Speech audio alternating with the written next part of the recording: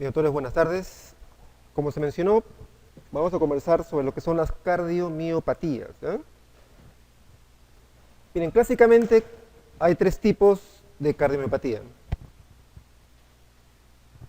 Gracias. La dilatada, la restrictiva y la hipertrófica.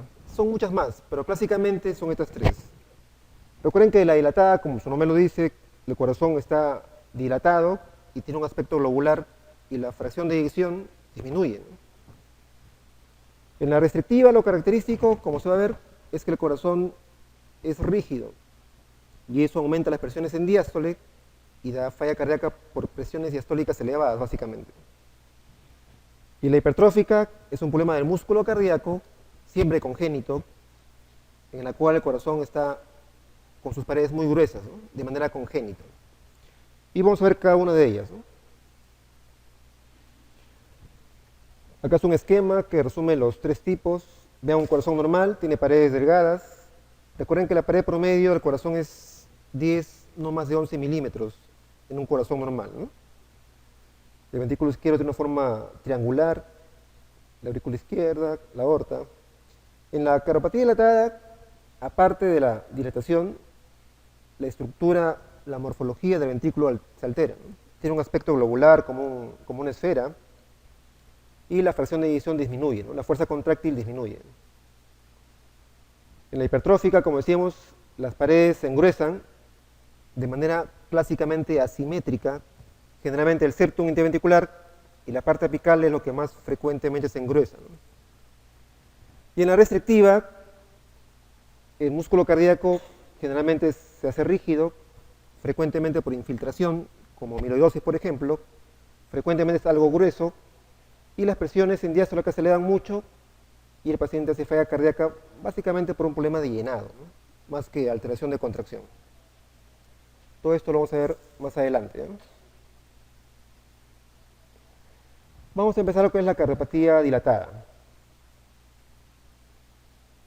Como su nombre lo dice, el corazón está dilatado, pero la condición más importante, la condición sine qua non para que hablen de cardiomiopatía dilatada, es la fracción de eyección disminuida.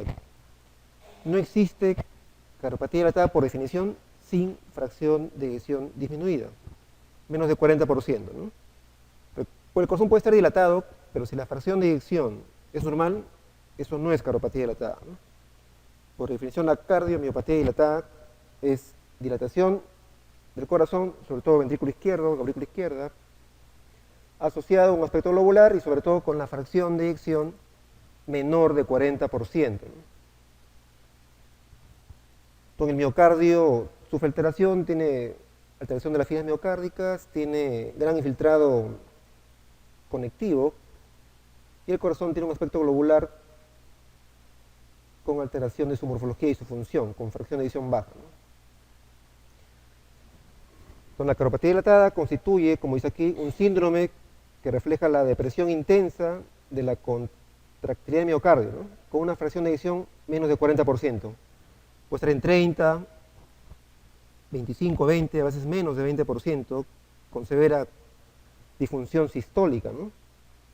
Y además dilatación ventricular, cuya cuadro clínico principal es insuficiencia cardíaca, ¿no?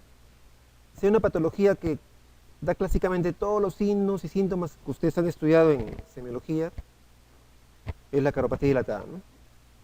Paciente ingurgitado, con disnea, ortopnea, crépitos, etcétera, es típico de la cardiopatía dilatada, ¿no? Todo el cuadro clínico que han estudiado.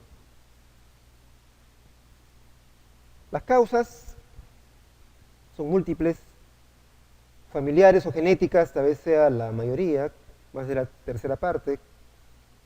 Puede ser sustancias tóxicas, sobre todo el alcohol, es una causa de cardiopatía dilatada. Después de una miocarditis viral, hasta el 30, 40% después de una miocarditis viral puede quedar con cardiopatía dilatada. Idiopáticas, que gran parte son congénitas, y otras causas más raras. Acá vamos a ver unas causas: el alcohol, por ejemplo, cocaína, medicamentos. Recuerden que la quimioterapia, sobre todo, como dice aquí, doxirubicina, bleomicina, etcétera. La quimioterapia es una causa de disfunción sistólica y puede causar cardiomiopatía dilatada, ¿no? Esta no es inmediata, es después de meses o incluso después de años de la quimioterapia el paciente hace cardiomiopatía dilatada, ¿no? Por eso siempre los doctores que hacen quimioterapia piden una ecocardiografía previa, ¿no? Para ver cómo empieza el corazón y ver después de algunos años un seguimiento, ¿no? Después de una taquicardia, también, cualquier taquicardia incesante, cualquier taquicardia que sea permanente, o sea, el corazón está a una frecuencia de 130, 150 de manera, digamos que crónica, también es una causa de cardiomiopatía dilatada, ¿no? Se llama taquicardiomiopatía, ¿no? El VIH, recuerden que el VIH en el corazón le puede dar cardiomiopatías, sobre todo dilatada, le puede dar hipertensión pulmonar, alteraciones del pericardio, ¿no? Y otra causa ya menos frecuentes, ¿no? Pero la causa importante es la genética, la congénita, ¿no? El cuadro clínico decíamos que es de la insuficiencia cardíaca clásica, ¿no? Con signos de fallo tanto izquierda como derecha, ¿no? O sea, el paciente está con crépitos, disnea, está ingurgitado, con edemas, etcétera, ¿no? Y obviamente el examen físico va a ver los signos de la falla cardíaca clásica, ¿no? Está ingurgitado, con edemas, crépitos pulmonares, puede haber tercer y cuarto ruido. Frecuentemente hay soplos de insuficiencia mitral, como vamos a ver, y hasta el 20% de los pacientes pueden estar en fibrilación auricular. A veces el paciente debuta con cardioembolia. Recuerden que cualquier alteración cardíaca que les baje la fracción de eyección, por ejemplo, 30-20%, como un infarto de miocardio o la cardiomiopatía dilatada que estamos discutiendo, puede formar un coágulo en el corazón. Ese coágulo se desprende, llega al cerebro y da un stroke, un ACV isquémico, ¿no? Y a veces el paciente debuta con su stroke, ¿no? Hace su stroke, vemos el corazón y tiene una cardiomiopatía dilatada que no tenía muchos síntomas, ¿no? Con el infarto a veces nos pasa lo mismo. Tiene un infarto, hay alteración de la motilidad, el paciente supera el infarto, pero esa alteración de motilidad más adelante le produce un trombo y da un stroke. Recuerden que el corazón hay que mirarlo como un todo, ¿no? La función sistólica, la contráctil, la función diastólica de llenado debe ser comprendida como una unidad, ¿no? Es difícil separar uno de otro, ¿no? En el caso de la cardiomiopatía dilatada, recuerden que la baja fracción de eyección en el ventrículo izquierdo definitivamente va a bajar el gasto cardíaco, puede haber un poco de presión baja, etcétera, signo de bajo gasto sistémico, pero además y también se altera la función diastólica, ¿no? O sea, las presiones durante la diástole, llámese las presiones de llenado de ventrículo izquierdo, que normalmente deben ser de 6 a 12 milímetros de mercurio, se empiezan a elevar. Y eso de manera retrógrada aumenta la presión de la aurícula izquierda, aumenta la presión de las venas pulmonares, aumenta la presión de los capilares pulmonares, y eso se manifiesta con disnea, crépitos, y en un caso extremo, edema agudo de pulmón, con una falla cardíaca severa, ¿no? Entonces la cardiomiopatía dilatada, aparte de dar un bajo gasto, también sube las presiones en diástole y da congestión pulmonar. Y eso se manifiesta, por ejemplo, con los crépitos al examen físico y en la placa de tórax con imágenes de congestión pulmonar, ¿no? Acá hay unos ejemplos, vean que hay cardiomegalia con el ventrículo izquierdo dilatado. Recuerden que la manifestación de la dilatación del ventrículo izquierdo en la placa es desplazado a la punta hacia la izquierda y hacia abajo. Y vean diversos grados de congestión pulmonar con alteraciones del intersticio, y en este caso hay imágenes alveolares por congestión más severa, ¿no? Siempre, la electrocardiografía es una herramienta fundamental en cardiología, ¿no? Y es muy valiosa, a pesar que tiene más de 100 años en la historia de la medicina, porque es muy invasiva, es barata y da mucha información, ¿no? A veces viendo solamente el electro, sin ecografía y con el cuadro clínico, tenemos ya casi la certeza que es tal enfermedad, ¿no? En este caso la cardiopatia dilatada. El patrón que nos sugiere una cardiopatia dilatada en el electrocardiograma es uno que en las derivaciones de miembros o frontales, o sea, de 1, 2, 3, RLF, en las derivaciones de miembros o frontales, son de bajo voltaje, ¿no? Menos de 7 milímetros en general. Los complejos, como acá, ¿no? Acá los complejos no llegan a 5 milímetros, son chiquitos. Y a pesar que en las frontales son de bajo voltaje, en las precordiales, o sea, B1, B2, B3, B4, B5, B6, sí denota que hay hipertrofia, ¿no? O sea, unas R's altas. Pero con una pobre progresión de R. La onda R de B1 a B4 debe ir creciendo. Acá lo típico es que la onda R en B1 a B3 no crece mucho, ¿no? Y tiene ondas S profundas, sobre todo en B1, B2, B3, ¿no? Como acá. Y ondas R alta en B5, B4, B6, ¿no? Con frecuentemente T algo negativo, aplanada por lo menos, ¿no? Entonces, viendo este patrón, en un contexto de falla cardíaca, hay que pensar en la posibilidad de una cardiomiopatía dilatada, ¿no? Como el músculo cardíaco está alterado, también a veces asocia bloqueos de rama, ¿no? Sobre todo bloqueo de rama izquierda, ¿no? Como acá, por ejemplo, ¿no? Otro patrón típico de una cardiomiopatía dilatada. Si veo un paciente con falla cardíaca típica y un electro como este, piensen en la posibilidad muy fuerte que es una cardiomiopatía dilatada, ¿no? Vean en las frontales, o sea, 1, 2, 3, RLF, son complejos de relativo bajo voltaje, menos de 7 milímetros. Tiene más que de bloqueo de rama izquierda. Y lo que le decía, tiene S muy profundas hacia abajo, en B1, B2, B3, en este caso está B4, S profundas. La onda R no crece en B1, B2, B3, B4. Y hipertrofia en B5, B6, ¿no? Recuerden que también crece la aurícula izquierda, no solamente el ventrículo. Y acá, si se dan cuenta, la onda P es ancha y mellada acá en D2. Ven como una jorobita, como un camellito. Y el componente negativo de la onda P en B1 es muy profunda, que son signos de crecimiento de aurícula izquierda, ¿no? O sea, porque en la cardiopatia dilatada frecuentemente se altera más el lado izquierdo y se dilata el lado izquierdo del ventrículo y la aurícula izquierda también, ¿no? Y ellos se ven en el electrocardiograma, ¿no? El siguiente examen que nos da mucha información, no solamente morfológica, sino hemodinámica, es la ecocardiografía, ¿no? Que nos da prácticamente el diagnóstico con más precisión, además de ver con más detalle la severidad y la parte hemodinámica, ¿no? Entonces, para comprender las ecografías que vienen, vale la pena ver cómo es una ecografía más o menos normal, ¿no? Este es el ventrículo izquierdo, válvula mitral, la aurícula izquierda, y vean cómo el ventrículo tiene una forma casi triangular, la punta, la base del corazón en la válvula mitral. Hay una motilidad adecuada, vean cómo se quieren juntar las paredes del ventrículo izquierdo. Vean que las paredes son delgadas. Les decía que el promedio son 10 milímetros, o sea, 1 centímetro de grosor como promedio. 12 o más ya está hipertrófico. 12 o más milímetros me refiero.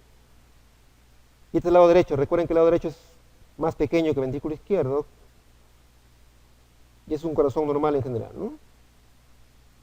Completamente diferente a este, ¿no? Con la diferencia de lo anterior, vean que el ventrículo izquierdo está dilatado, la fuerza de contracción está disminuida, ¿no? No hay esa contracción normal. Tiene una forma globular, como una esfera ya. La aurícula izquierda está dilatada, y esto en conjunto determina falla sistólica y falla diastólica también. Otro ejemplo, vean acá se ve más claro, el corazón no tiene fuerza, ¿se dan cuenta?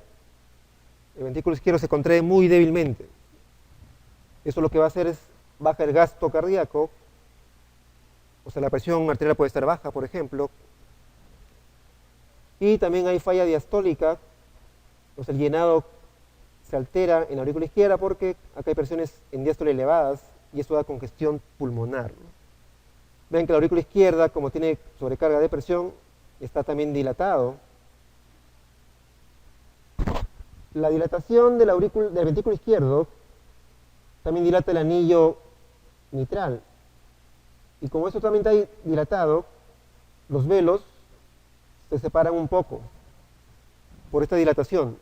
Y al separarse los velos un poquito, puede determinar diferentes grados de insuficiencia valvular mitral, ¿no? Que empeora más el cuadro todavía. Y si notan acá con un poquito de claridad, en otra ecografía vamos a ver mejor, no sé si ven acá como una especie de humo en el ventrículo izquierdo, a diferencia de la aurícula, ven como una especie de un smog, un humo. Eso se llama contraste espontáneo. Este contraste espontáneo es un signo de éstasis sanguínea, o sea que la sangre por ahí circula muy lentamente. Esta falla de contracción hace que el pobre ventrículo izquierdo la sangre no circule de manera adecuada y eso predispone a trombos y, como le decía, a stroke, ¿no? Por cardioembolia. Otra ecografía, válvula mitral, aurícula izquierda, ventrículo izquierdo, válvula aorta, aorta en sí, ventrículo derecho, ¿no? Esto debe juntarse prácticamente, ¿no? Y vean que está dilatado y el septum y la pared posterior no se contraen por la alteración de la cardiopatia dilatada, ¿no? Acá igual otro caso, vean corazón esférico, no se contrae, no tiene fuerza, y acá se ve mejor el contraste espontáneo que les decía, ¿no? Que es una especie de humo, un smog en el ventrículo izquierdo, que les indica, la sangre acá está circulando muy lentamente, ¿no? Y como la sangre circula lentamente, les facilita la posibilidad de formación de trombos, de coágulos. O ese coagulito se forma frecuentemente en la punta y puede desprenderse y dar una cardioembolia, frecuentemente como consecuencia de un stroke o un ACV isquémico, ¿no? Le decía que frecuentemente el anillo mitral se dilata por el daño estructural que hay y eso da insuficiencia mitral, ¿no? Como ven acá, ¿no? Este chorrito en azul que va en sístole del ventrículo izquierdo a la aurícula izquierda es insuficiencia mitral, ¿no? Que si es severa, el cuadro clínico es aún peor de lo que tiene el pobre paciente, ¿no? Entonces, como se imaginan, es una enfermedad que cuando es severa, mientras más baja la fracción de eyección, peor pronóstico para el paciente, ¿no? Más cuadro clínico, peor pronóstico. Acá vean un cuadro sobre mortalidad desde que se presenta el cuadro clínico, un seguimiento de años.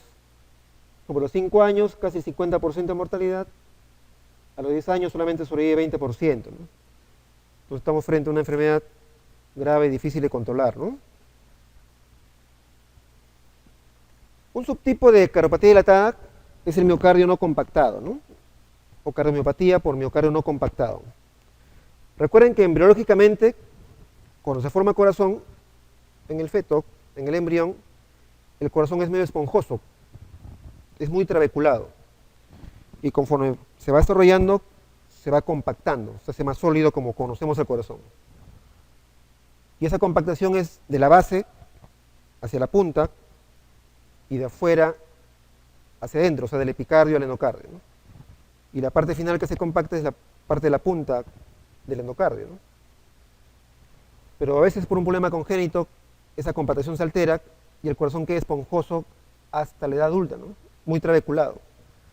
Eso se llama cardiomiopatía con miocardio no compactado, ¿no? Desde el punto de vista fisiopatológico se comporta como una cardiopatía dilatada, ¿no? Con falla sistólica, diastólica. Vamos de frente a la ecografía. Acá se ve mejor, ¿no? Vean, igual que las ecografías previas, el corazón está dilatado, esférico, pero vean que acá en la punta está muy trabeculado, ¿no? Muy trabeculado. Es un problema congénito, ¿no? En donde la compactación que debió realizarse durante el desarrollo del corazón no se hace, ¿no? Acá se ve cómo la sangre entra hacia las trabéculas por un corazón no compactado, ¿no? Este es un eje corto del ventrículo izquierdo también, en donde se ve la gran trabeculación del ventrículo izquierdo, ¿no? Como una esponja, ¿no? Y casi siempre la fracción de eyección está disminuida y el corazón también es dilatado, como una coropatía dilatada, ¿no? El tratamiento en general de la coropatía dilatada, en su manejo, es manejar la falla cardíaca que ustedes van a ver en medicina interna,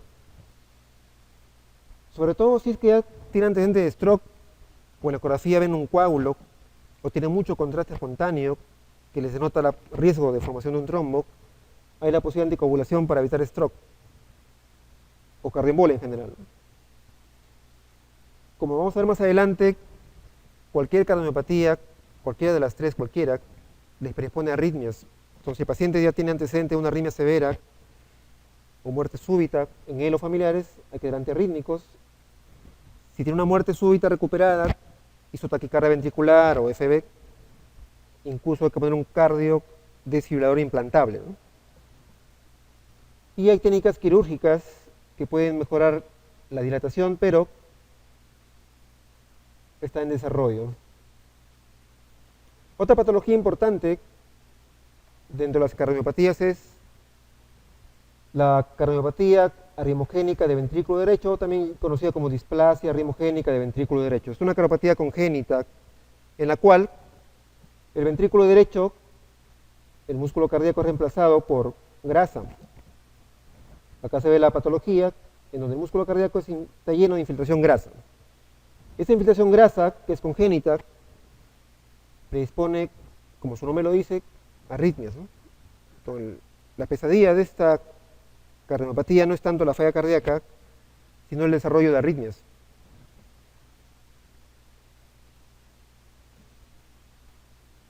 Fisiológicamente lo que pasa en la displasia arritmogénica de ventrículo derecho es alteración genética, congénita, en las proteínas desmosómicas, ¿no? Que como saben cumplen un rol muy importante en la unión entre las células. Esta alteración hace que haya una alteración de la estructura miocárdica, hay mucha fibrosis, mucha infiltración grasa, y esta estructura anatómica les predispone a arritmias cardíacas que se originan en el ventrículo derecho, ¿no?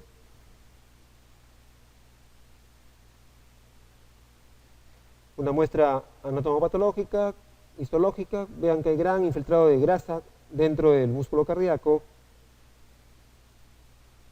Esto en el electrocardiograma tiene un patrón típico que ustedes viendo les puede hacer muy sugestivo de que tiene una displasia arritmogénica de ventrículo derecho, ¿no? Es la famosa onda épsilon.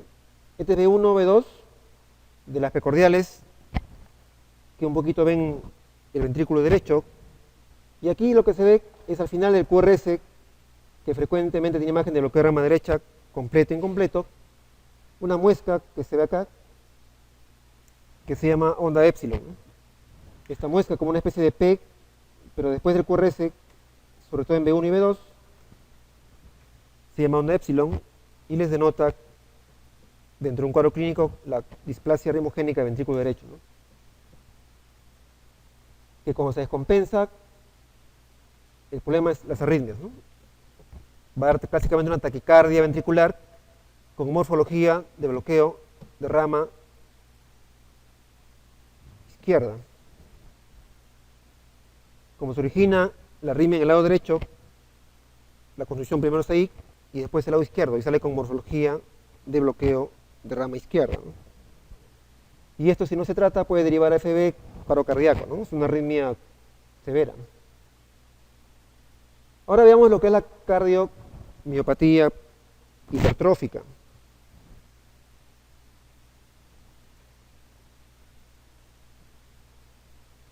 Como su nombre lo dice, la miocardopatía hipertrófica se va a caracterizar por la hipertrofia severa del ventrículo izquierdo, que habitualmente no se dilata. O sea, la pared se engruesa, pero no se dilata. O sea, si le toman una placa de tórax, el corazón no va a estar dilatado, porque la pared está gruesa, pero el corazón en sí no se dilata. ¿Y que no tiene como antecedente ni hipertensión ni estenosis aórtica, porque recuerden que la hipertensión severa y la estenosis aórtica da sobrecarga sistólica y eso puede hipertrofiar las paredes del ventrículo izquierdo, pero en este caso no tiene ni uno ni el otro y a pesar de ello el miocardio está grueso, engrosado, ¿no? Siempre es congénito, siempre es genético, siempre es de nacimiento, esto no es adquirido. La cardiomapatía hipertrófica, por definición casi, es genético, heredado. Afecta 1 de cada 500 habitantes más o menos. Acá una muestra patológica, vean, ventrículo izquierdo, aurícula izquierda. Acá es una escala en centímetros. Decía que normalmente el corazón en su grosor mide 1 centímetro más o menos, ¿no? 10 milímetros. A partir de 12 milímetros ya está hipertrófico, que es un corazón normal como este. Pero vean acá la hipertrofia severa. En esta reglita hay 2 centímetros. En todo el septum es casi 4 centímetros. Hay una hipertrofia severa, ¿no? Y esa hipertrofia severa, como vamos a ver, predispone a alteraciones hemodinámicas y arritmias, ¿no? Otro ejemplo, un corazón más o menos normal, y acá una hipertrofia severa de las paredes del ventrículo izquierdo, que da alteraciones hemodinámicas y arritmias. Y en la patología lo que van a ver, como dice aquí, una gran desorganización de las células musculares cardíacas en todas las paredes, sobre todo en el tabique. Hay una estructura miofiliar completamente alterada, hay aumento de la fibrosis miocárdica y también alteraciones de arterias coronarias intramurales. Por eso, frecuentemente, la compresión sistólica de un segmento entremiocárdico de una arteria coronaria puede causar isquemia y la muerte también, ¿no?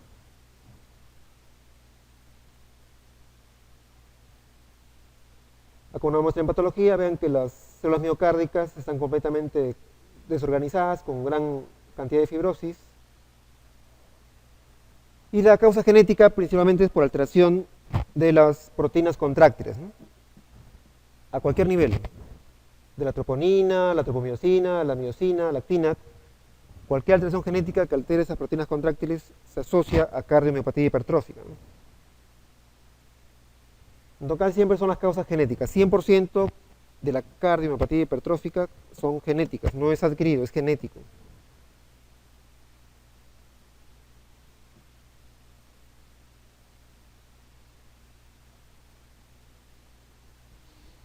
Acá hay un resumen de la parte genética de las 3 cardiomiopatías, ¿no? La cardiomopatía hipertrófica, decía, 100% es genético, siempre. A nivel, con mutaciones a nivel de lactina, miosina, troponina, etc.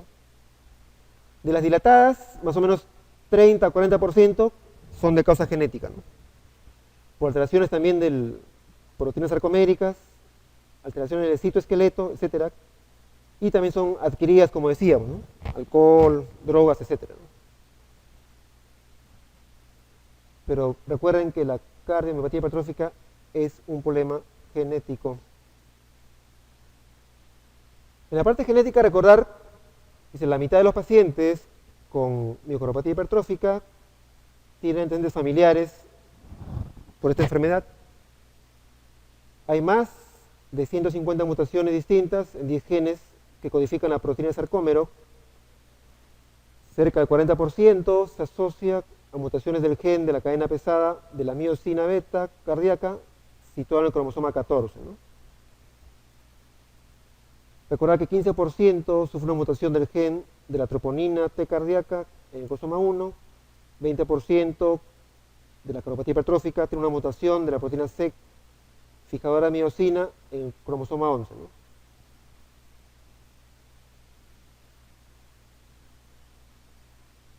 Esto es importante. La cardiopatía hipertrófica es una enfermedad muy heterogénea. Desde aquel niñito que a los 5 años o 10 años tiene una hipertrofia severa y hace muerte súbita, hasta el otro extremo que el paciente tiene 80 años y nunca se enteró que tuvo cardiopatía hipertrófica. Es muy heterogénea y depende qué gen está alterado, qué proteína está alterada. Sobre todo porque unas son más arritmogénicas que otras. Otra cosa es que la hipertrofia que han visto en las imágenes no es necesariamente de nacimiento. Muchas veces el niño nace normal, la señal de ecografía no tiene nada, y recién cuando es adulto, 30, 40, 50 años, empieza a hipertrofiarse el corazón, o sea, empieza a engrosarse. Y no siempre es de nacimiento. Pero casi siempre el electrocardiograma de inicio sí está alterado. Por eso decimos que la prueba más sensible, no específica, sensible, para el diagnóstico de cardiomiopatía hipertrófica es el electrocardiograma. Porque muchas veces el electro está alterado y la ecografía no está muy alterada, porque todavía no está engrosado el corazón. Entonces, siempre que vean un electro alterado, como vamos a ver más adelante, hay que pensar la posibilidad de una cardiomiopatía hipertrófica. Hay varios tipos, de acuerdo a qué parte está hipertrófica, engrosada. Del septum interventricular es la más frecuente. O sea, el septum interventricular es lo que más frecuentemente está grueso. Y la siguiente es la apical. O sea, las partes apicales están gruesas. El resto es mucho más raro, ¿no? Por la parte hemodinámica, o sea, ¿qué es lo que produce la cardiomiopatía hipertrófica? Hay dos tipos, la obstructiva y la no obstructiva. La obstructiva se va a producir porque esa hipertrofia del septum obstruye el tracto de salida del ventrículo izquierdo y se comporta casi como una estenosis aórtica, ¿no? Y la no obstructiva es porque la salida del ventrículo izquierdo hasta la aorta es normal, no hay ningún grado de obstrucción, ¿no? Es la hipertrofia, pero no causa obstrucción. Obviamente la que tiene peor pronóstico, la que tiene más clínica, es la primera, ¿no? En las no obstructivas, frecuentemente el paciente no tiene muchos síntomas, o está asintomático, un poquito de disconfort, de repente está sin síntomas, pero en la obstructiva sí con más frecuencia tiene falla cardíaca. Ahora, la gran mayoría está acá, ¿eh? En las no obstructivas, porque el paciente no tiene muchos síntomas.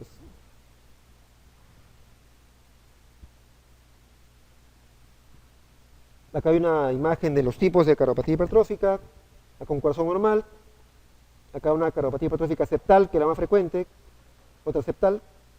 En este caso es obstructiva porque el tracto de salida de ventrículo izquierdo hacia la aorta está obstruido y eso causa una obstrucción dinámica. Acá lateral, que es más raro, y la apical, que es más frecuente en Japón, pero en nuestro medio también no es tan raro, ¿no?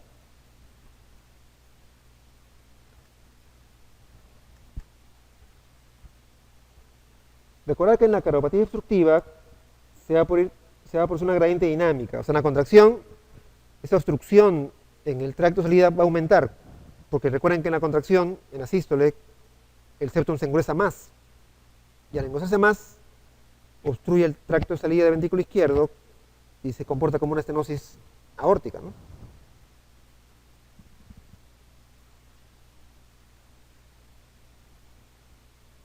Esta es la imagen de la cardiomiopatía hipertrófica obstructiva, ¿no? Hay un engrosamiento en el septum, eso obstruye en la sístole la salida de la sangre a la aorta, y además por un sistema de Venturi, el velo anterior de la mitral se acerca hacia el septum, y eso también genera insuficiencia mitral, ¿no? En un fenómeno que se llama movimiento anterior sistólico de la mitral, ¿no? En una cardiomiopatía hipertrófica. Acá hay una ecografía de ese fenómeno, ¿no? Ven acá una hipertrofia basal del septum. En la sístole se engresa un poquito más, causa con una obstrucción en la salida del ventrículo izquierdo hacia la aorta, que es acá. Y el velo anterior de la mitral, un poco que se pega al septum, y eso genera insuficiencia mitral, ¿no? Acá ven un chorrito medio amarillo azul, en sístole, que es la insuficiencia mitral por este fenómeno que se llama movimiento anterior sistólico de la válvula mitral en una cardiomiopatía hipertrófica obstructiva.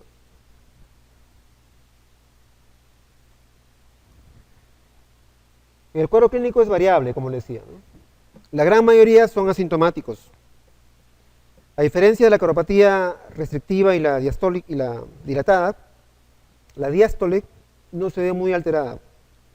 En este caso el paciente, lo más común es que no tiene falla cardíaca. Es lo habitual es que no el paciente no entre al hospital por una falla cardíaca, a diferencia de la dilatada y la restrictiva, que da falla cardíaca, ¿no? En la cardiopatía hipertrófica no suele dar falla cardíaca, salvo que sea obstructiva.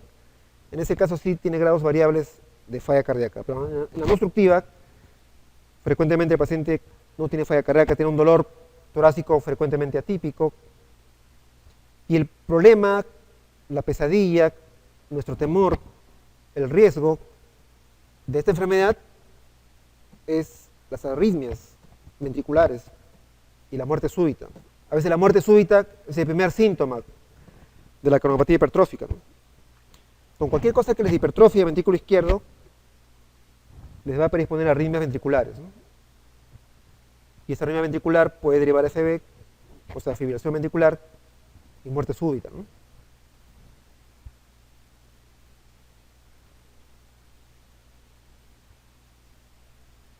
Entonces, la clínica sí es variable, asintomático, que es la gran mayoría, pero en algunos pacientes, sobre todo en obstructiva, puede dar disnea, dolor torácico, falla cardíaca, síncope, sobre todo por arritmias, y muerte súbita, ¿no?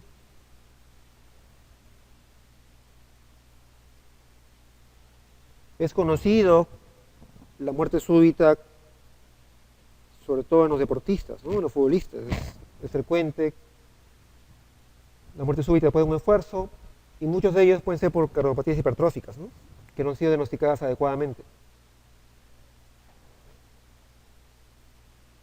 Y la causa de muerte más frecuente en las cardiopatías, la dilatada, y en este caso la hipertrófica, son las arritmias, sobre todo la fibrilación ventricular, ¿no? Recuerden que en la fibrilación ventricular, el pobre ventrículo tiene múltiples reentradas, de modo tal que no hay contracción efectiva, el gasto cardíaco es cero, no hay circulación, está en paro cardíaco el paciente, y el paciente pues fallece, ¿no? Este es el electrocardiograma típico de una fibrilación ventricular y que puede ser ocasionado por una cardiopatía hipertrófica, ¿no? En este caso, la única solución es la desfibrilación eléctrica, ¿no?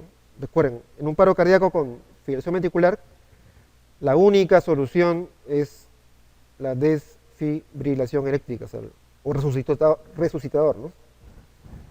Que está muy bien puesto, ¿no?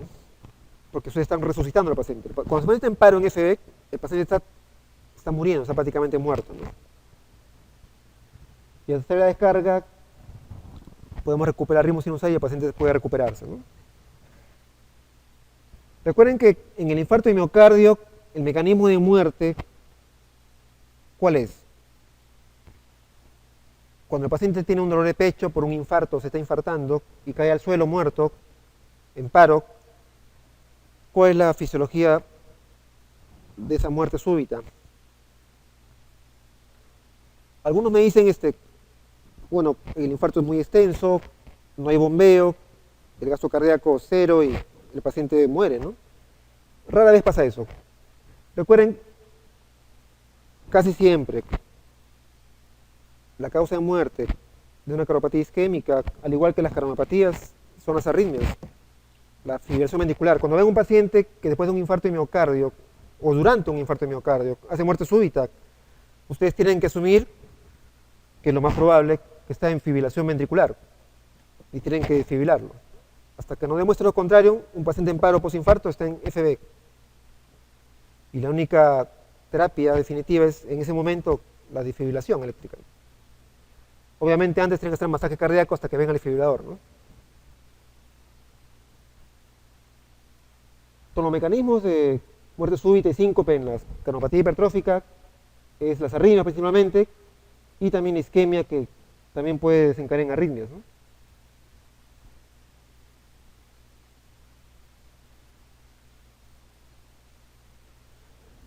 ¿Qué pacientes tienen más riesgo de hacer muerte súbita?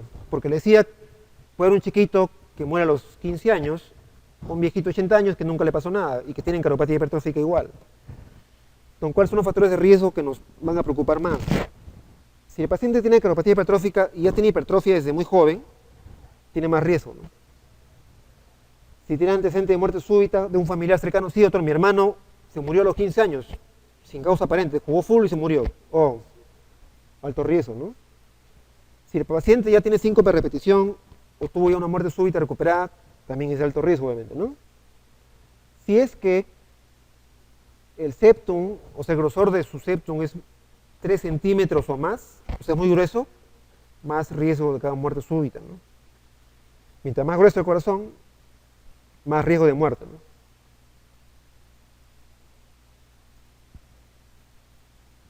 Las arritmias ventriculares son frecuentes hasta un 75% de casos. Puede haber taquicardia ventricular no sostenida en un cuarto de los pacientes, sostenida en 25-50%, y fibrilación auricular hasta un 10% de los casos.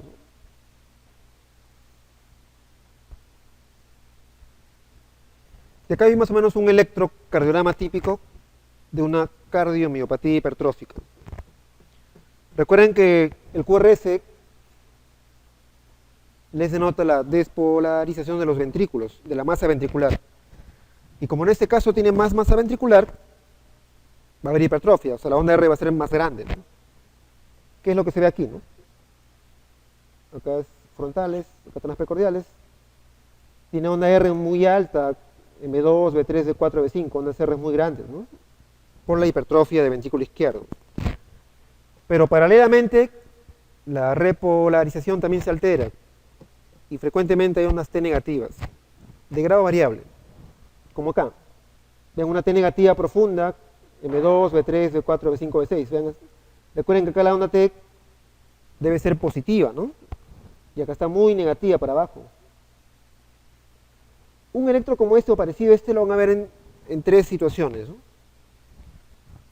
Si el paciente tiene una hipertensión arterial severa, 180, 200, con mucha frecuencia, el paciente para hipertenso, frecuentemente tiene hipertrofia con sobrecarga sistólica parecida a esta. Si el paciente tiene estenosis aórtica severa, va a haber sobrecarga sistólica, al igual que el caso anterior, y el corazón se va a engrosar. Y también va a haber hipertrofia con sobrecarga sistólica y T negativa de manera difusa. Pero si usted ve un paciente que no tiene hipertensión, no tiene estenosis aórtica, y a pesar de eso tiene un electro con hipertrofia y T negativas, piensen en cardiomiopatía hipertrófica, ¿no? Otra causa de T negativas es la isquemia, ¿no? La insuficiencia coronaria, la angina, el infarto, etc. Pero recuerden que si no hay hipertensión, no justificaría la hipertrofia severa, ¿no? Esto es como el cuadro clínico, ¿no? O sea, interpretar un electro es como la clínica, ¿no? Recuerden que en la clínica les han enseñado a hacer una unidad clínica, ¿no? Buscar un diagnóstico que les explique todos los síntomas. Es lo más lógico, ¿no? No sería lógico que con varios síntomas ustedes saquen 50 diagnósticos, no es así. Tienen que buscar una sola cosa que trate de explicar todo. Eso pasa en la clínica. Y cuando vean un electro en la mano también tiene que ser igual. Tienen que buscar una causa que trate de explicar todas las alteraciones que encuentren. Entonces, la hipertrofia muy grosera con T negativas puede ser explicado en la cardiomiopatía hipertrófica. En la isquemia puede justificar la T negativa, pero no necesariamente la hipertrofia severa, ¿no? Acá otro ejemplo. Hay una hipertrofia severa, sobre todo en la parte izquierda, que es B4, B5, B6, con una T negativa muy profunda en estas derivaciones, y cuerpo un poquito ancho por bloqueo incompleto rama izquierda, ¿no? Esto es más grosero, más severo, cuando la cardiomiopatía hipertrófica es apical. En la septal también da esto, pero es menos grosero. Cuando compromete la cara lateral apical y apical, esto es así, una T negativa muy negativa, el electrocardiograma es muy, muy florido. En la septal a veces la T negativa no es tan marcada. Y como en los casos previos, la ecocardiografía nos ayuda mucho a hacer el diagnóstico, a ver la severidad de la hipertrofia, a ver si hay compromiso hemodinámico, a ver si hay obstrucción del tracto de salida del ventrículo izquierdo, a ver si hay movimiento anterior sistólico de la mitral y ver si hay insuficiencia mitral, ¿no? Acá vean la hipertrofia severa, es de la pared posterior Este es el septum interventricular, ventrículo izquierdo, ventrículo derecho, la aorta, aurícula izquierda, válvula mitral, válvula aórtica, ¿no? Te decía que el grosor normal es más o menos esto, 10 milímetros promedio, 1 centímetro, ¿no? Pero este septum mide más de 3, ¿no? Casi 4. En este caso no causa obstrucción, pero la hipertrofia es severa, ¿no? Otro caso, vean acá la pared lateral es normal, pero acá el septum interventricular es muy grueso, ¿no? Por una cardiopatía hipertrófica, ¿no? Otro caso, vean que acá mide 4 centímetros de grosor, es un septum muy, muy grueso. Y a pesar de este paciente, fíjense, este paciente es un buen ejemplo, que a pesar de que hay una hipertrofia tan grosera, la anatomía está tan alterada, la diástole no se altera demasiado. O sea, la capacidad de relajación no suele estar muy alterada. Y el paciente no suele tener muchos síntomas de falla cardíaca. O sea, disnea, ortopnea, crépitos. Es muy, muy raro que el paciente les consulte a ustedes por un cuadro de falla cardíaca. El cuadro clínico más frecuente es disconfort atípico, dolor torácico, síncope y arritmias, ¿no? Falla cardíaca puede haber, sí, pero es raro. Y sobre todo en la obstructiva, sí. En la cardiopatía hipertrófica obstructiva, sí, el paciente puede tener signos de falla cardíaca, ¿no? Este es un eje corto a nivel del ventrículo izquierdo, en que también se ve la hipertrofia severa. El pronóstico es delicado, ¿no? Le decía que es una enfermedad muy heterogénea, entonces hay que estratificar al paciente. Hay pacientes que tienen buen pronóstico, las cardiopatías hipertróficas apicales, asintomáticas, suelen ser de buen pronóstico. En general, las cardiopatías no obstructivas y leves suelen ser de buen pronóstico, pero si tienen antecedentes de muerte súbita, hace arritmias con frecuencia, el septum es muy grueso, más de 3 centímetros, sí puede ser de mal pronóstico, ¿no?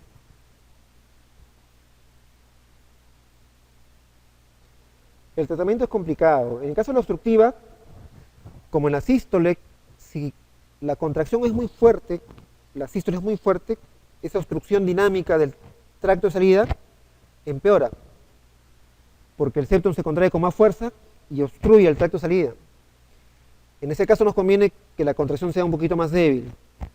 Por eso, frecuentemente, para que no haya obstrucción, damos beta bloqueadores, ¿no? Propranolol, bisoprolol, metoprolol, etc. Para que esa contracción no sea tan intensa y no cause obstrucción. También puede ser calcio antagonistas, tipo verapamilo, pero lo que más nos preocupa son las arritmias, ¿no? Hay situaciones, sobre todo si ya tiene muerte súbita recuperada, taquicardia ventricular a repetición, poner también un cardio desfibrilador implantable, ¿no? Es una indicación.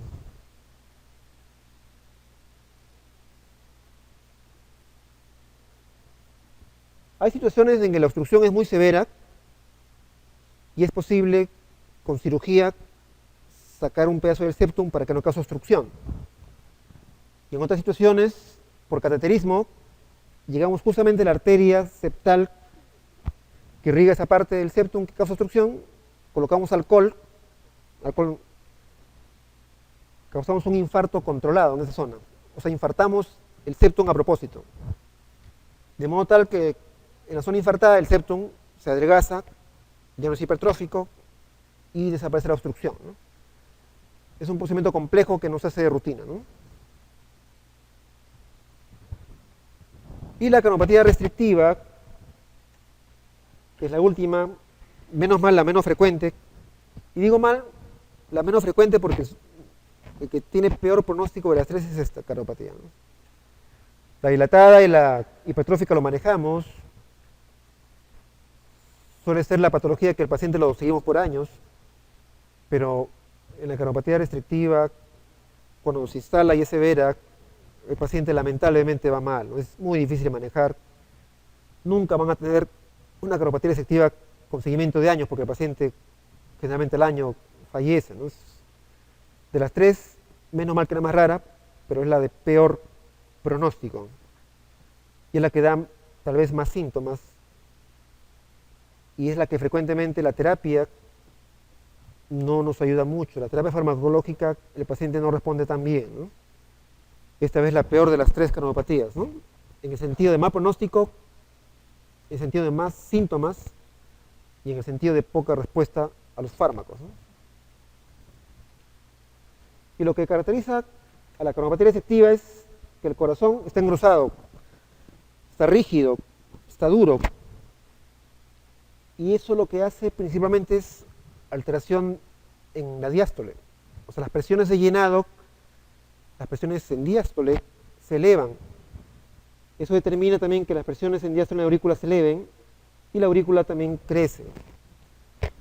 La fuerza contráctil no está muy alterada, pero las presiones de llenado son alteradas. Esto se llena, la aurícula izquierda aumenta de presión y eso repercute de manera retrógrada en las venas pulmonares y da congestión pulmonar de grado variable, ¿no? Y da falla cardíaca. Acá el síntoma sí es falla cardíaca. Y falla cardíaca que es bien difícil de manejar, ¿no?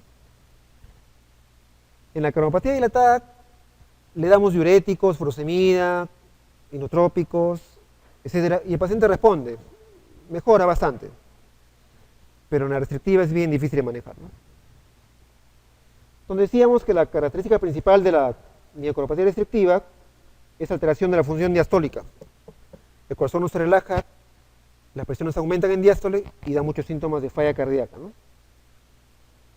Las enfermedades infiltrativas son la causa más importante, sobre todo la amiloidosis. En nuestro medio hablar de cardiopatía restrictiva, en frecuencia, es casi hablar de amiloidosis. Hay varias causas, pero de lejos tal vez la amiloidosis es la causa más frecuente de cardiopatía restrictiva, ¿no? Y lo que se caracteriza es alteraciones de llenado, ¿no? Las presiones en el llenado, las presiones en diástole están muy elevadas en el ventrículo izquierdo. Y eso lo examinamos muy bien con la ecocardiografía, ¿no? A través del llenado transmitral, nosotros calculamos las presiones de llenado y frecuentemente están muy elevadas, ¿no? Una cardiopatía restrictiva puede ser primaria o secundaria, ¿no? Entre las primarias, por ejemplo, la fibrosis endomiocárdica, la cardiopatía de Loeffler o idiopática, ¿no? Que son raras en general, ¿eh? Y las secundarias son más frecuentes y sobre todo las infiltrativas, amiloidosis, sarcoidosis, posirradiación, pero sobre todo la amiloidosis es mucho más frecuente, ¿no?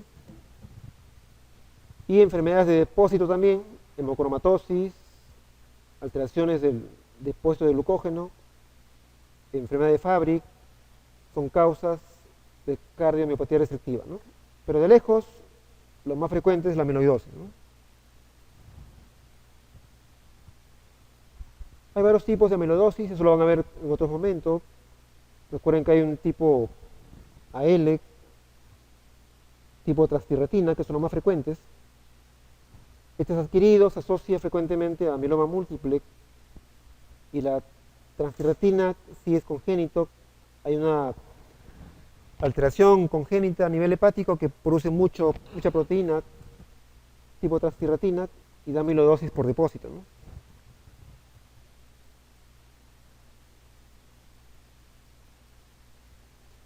Recuerden que la amiloidosis es una enfermedad sistémica, ¿no? No solamente afecta al corazón, afecta a muchas partes.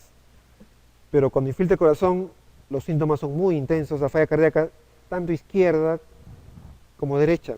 Recuerden que no solamente va a infiltrar el ventrículo izquierdo, va a infiltrar el ventrículo derecho, las paredes de la aurícula, el sistema de conducción, a veces da bloqueo aurículo-ventricular. Y eso da falla cardíaca izquierda, falla cardíaca derecha, da arritmias, da bloqueos auriculoventriculares también. Con el cuadro clínico va a ser tanto de falla cardíaca izquierda como derecha, pero a veces lo que el paciente más siente, lo que más le perjudica son los signos de falla derecha. Está muy irritado, el paciente está con edemas, frecuentemente ascitis, y le damos diuréticos, calma un poco, pero suele ser refractario a la terapia farmacológica, ¿no? El electrocardiograma en la enfermedad infiltrativa, tipo amiloidosis, da imágenes de pseudoinfarto a veces. Da complejos de bajo voltaje. Cuando ustedes vean en el electrocardiograma imágenes de bajo voltaje, o sea que no hay hipertrofia, es bajo voltaje, y en la ecografía le han informado que está el corazón grueso o como hipertrofia.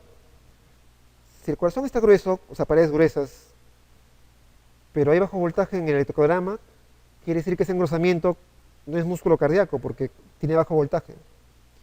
Entonces esa disociación, esa alteración en que está grueso el corazón, pero el electrocardiograma tiene bajo voltaje, es típico de la amiloidosis, ¿no?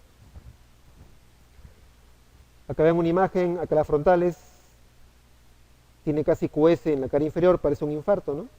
QS, QS, QS. Tiene pobre población de R en las precordiales, ven acá 1, 2, imagen del electrocardiograma derecha en este caso, tiene QS en todas las precordiales, parece un infarto. Suele haber imágenes de pseudoinfarto porque el corazón está infiltrado, es como una cicatriz y se porta entre comillas en el electrocardiograma como un infarto, ¿no?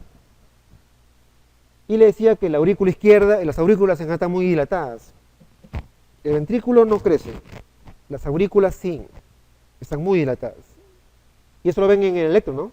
Ven acá en 2, una onda P ancha y un poco alta, por crecimiento de aurícula izquierda y derecha. Y acá en B1 vean una onda P con la parte negativa muy profunda, que les indica crecimiento de aurícula izquierda, ¿no? Otro electrocardiograma, vean, tiene complejos de bajo voltaje en general, tiene imágenes de desbloqueo de rama izquierda, es muy frecuente, problemas de conducción. En la amiloide no solamente se infiltra en el músculo, sino en el sistema de conducción y frecuentemente hace bloqueo de ramas, bloqueos auriculoventriculares de grado variable, ¿no?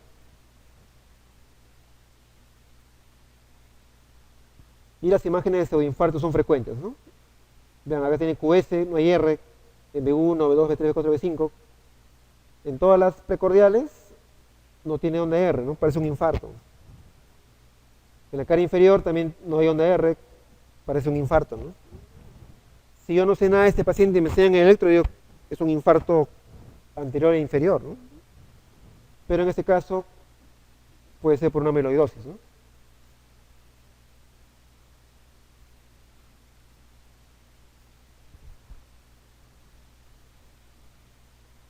En ecografía lo que van a ver es que las paredes están algo gruesas, no como en la hipertrófica, están gruesas.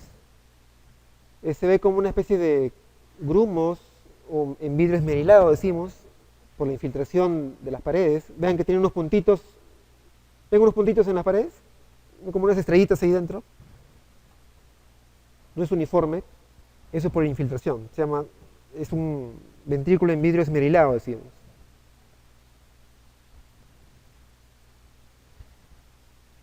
Vean que acá el ventrículo izquierdo está engrosado, tiene una serie de puntitos que decimos en vidrio esmerilado. La fracción de eyección no suele estar muy comprometida, si está disminuida es levemente, y las aurículas, tanto izquierda como derecha, se dilatan. En este caso era para recordar de que, como hay falla diastólica, suele haber hipertensión pulmonar también de grado variable, ¿no? Que empeora el pronóstico todavía, ¿no?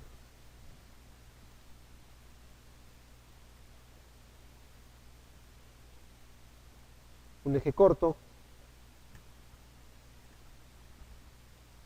es un paraesternal eje largo.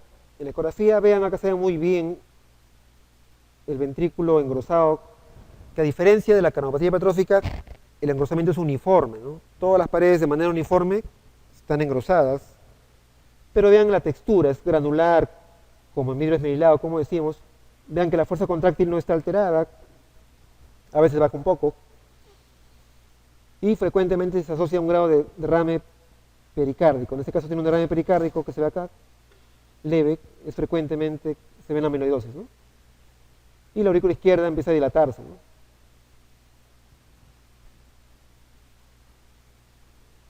Otro caso, vean que el corazón está algo grueso por la infiltración, con un aspecto granular, y las aurículas izquierdas poco a poco se dilatan.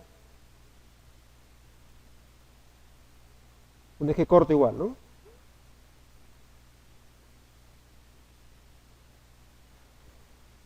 Resumiendo, recordar que la cauropatía dilatada se caracteriza por una fracción de edición disminuida, menos de 40%. En cambio, en la hipertrófica, la fracción de edición es normal. En la receptiva también la fracción de edición suele ser normal. La alteración de la función, principalmente en la dilatada, es la sistólica, ¿no? Hay una fracción de edición baja. Por definición, en la dilatada hay una falla sistólica. En la hipertrófica suele haber falla diastólica, pero no severa, leve. Y en la receptiva sí es una falla diastólica severa, ¿no? El corazón es rígido, no se relaja y las presiones en diástole se elevan mucho, y la falla cardíaca tanto derecha como izquierda, ¿no? El espesor de paredes en la dilatada es normal. En la hipertrófica, por definición, está muy grueso, sobre todo en el septum. Y en la receptiva suele ser dilatado, pero no tanto, ¿no? Pero sí está engrosado. El ventrículo izquierdo está muy dilatado en la cauropatía dilatada, y en la hipertrófica y en la receptiva suele ser normal, ¿no? Lo que sí se dilata mucho la aurícula es en la receptiva, se dilata más las aurículas. Las aurículas están muy, muy dilatadas, pero no los ventrículos, las aurículas, por aumento de presión, ¿no? En cambio, la dilatada sí se dilata tanto la aurícula como el ventrículo, ¿no?